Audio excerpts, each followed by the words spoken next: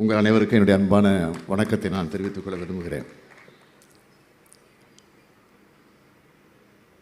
என்ன பேசுவது என்று புரியாமல் நான் விழித்துக் கொண்டிருக்கிறேன். காரணம், நம்முடைய ஐயா ஆசிரியர் அவர்கள் எனக்கு அளித்திருக்கக்கூடிய அந்த பரிசை வாங்குகிற போது என்னையே நான் மறந்திருக்கிறேன்.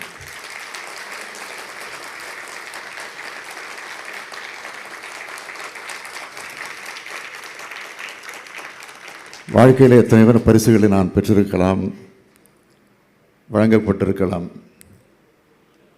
ஆனால் இந்த பரிசுக்கு எதுவும் ஈடாகாது என்பதை நான் உணர்ந்து கொண்டிருக்கிறேன். போதும், எனக்கு இது போதும்.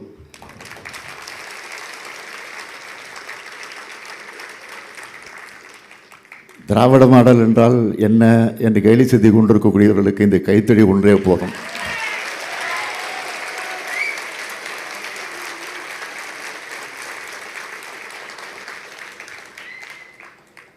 தாய் வீட்டுக்கு வந்திருக்கிறேன்.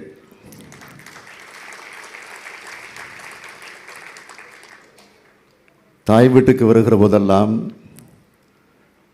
நான்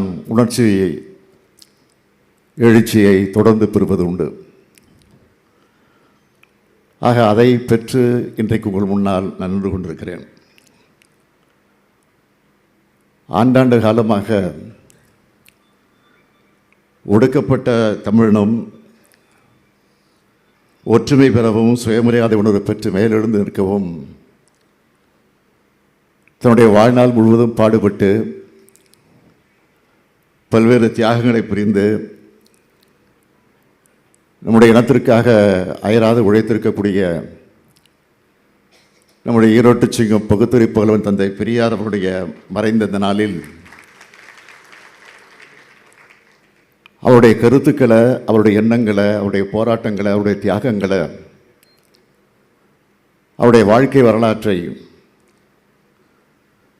நம்முடைய இளைய தலைமுறையினருக்கு எடுத்துச் செல்லக்கூடிய வகையில்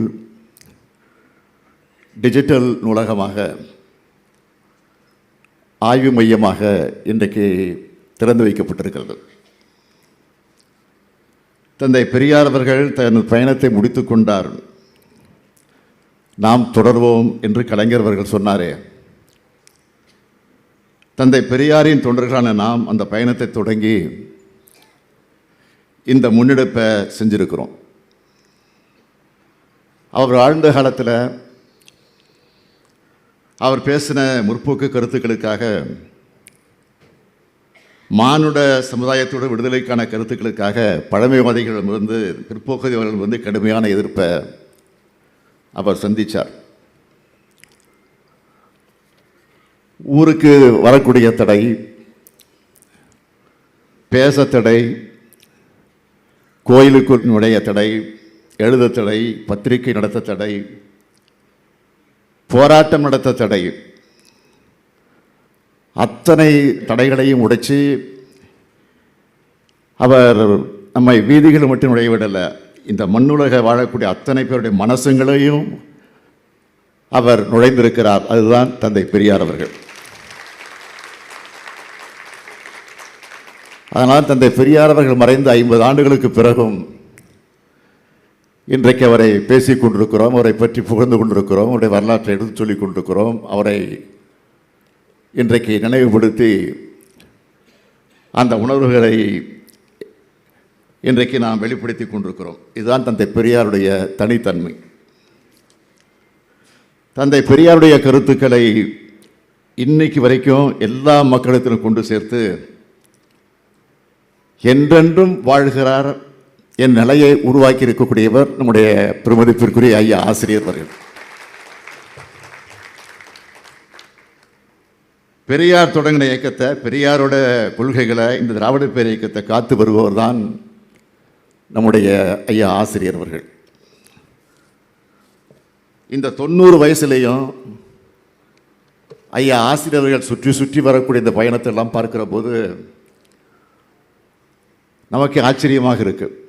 ஆனால் ஆச்சரியப்படக்கூடிய அளவுக்கு சொன்னாலும் அவர் தந்தை பெரியாரிடம் அவர் கற்றிருக்கக்கூடிய அந்த பாடத்தை தான் இன்றைக்கு அவர் வெளிப்படுத்தி கொண்டிருக்கிறார். இன்னும் பல ஆண்டு காலம் நீங்கள் வாழ்ந்து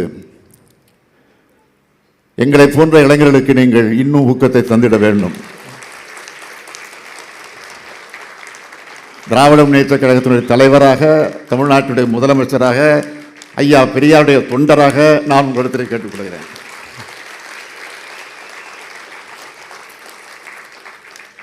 பெரியாரின் தொண்டராக நான் வாழ்த்துகிறேன்.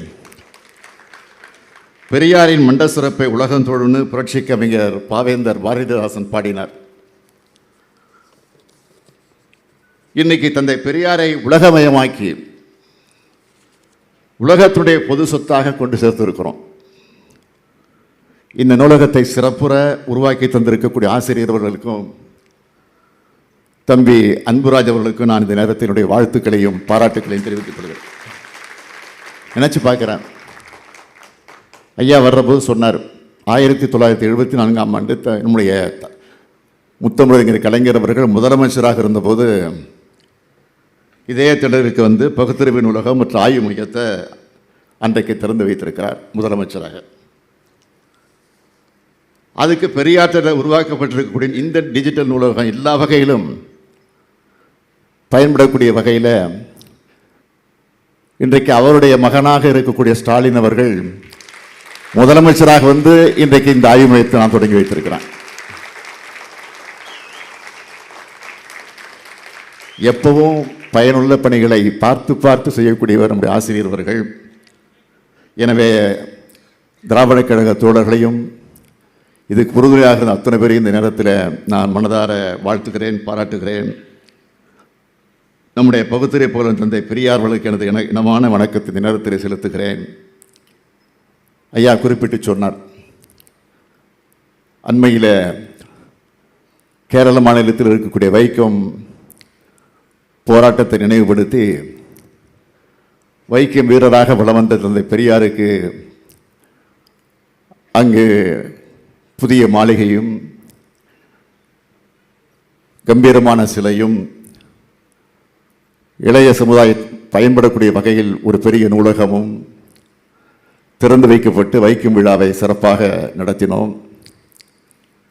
அப்பொழுது நான் உணர்ந்தது என்னவென்று கேட்டால், ஐயா ஆசிரியர்கள் அப்படியே மெய்மறந்து அந்த நிகழ்ச்சிக்கு வந்தார்.